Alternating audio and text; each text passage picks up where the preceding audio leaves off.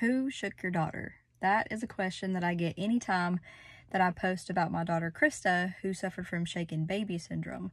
She has since then passed away, so that was from the time span of 2017 to 2020 is when she lived.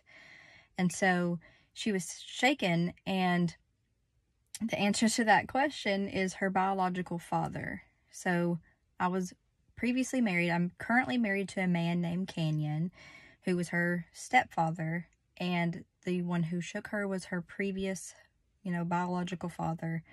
And there is a lot of details that goes into that, because the next question is going to be, well, did he go to jail? And that's a very complicated, long story, but no, he did not go to jail. And so, I wrote all of these little details down in the book that I wrote about this, and that's why I took the time to write a book, because I just can't sit here and tell all of those details on a video, and if I did, it would take hours and hours. And so to answer that question, who shook your daughter, it was her biological father. And again, a lot of details goes into that, such as, we were investigated by DCS, took polygraph tests, and then people are very upset and wondering why he never served jail time, which again, a lot of details goes into that. We went through court. In my opinion, the court system failed her in a lot of ways, and it was because she didn't die.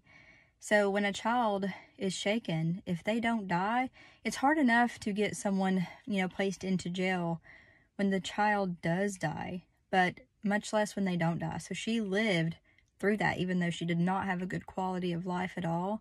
She lived through that, and then he never ended up serving jail time. So if you want to check out our book, it's Going Through Trials with God, 7 Lessons Learned Through Shaken Baby Syndrome.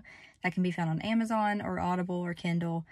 And that gives all the details, but I wanted to just clarify who it was that was blamed by, DCS investigators, and her biological father did.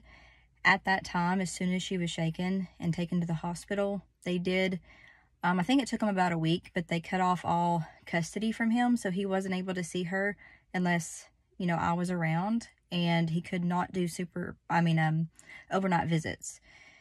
So they did at least do that, and eventually, he wasn't able to see her, and he wasn't able to hurt her, and he wasn't able to hurt our other daughter. So, long story short, it was him, and if you want to know all the little details, then grab that book.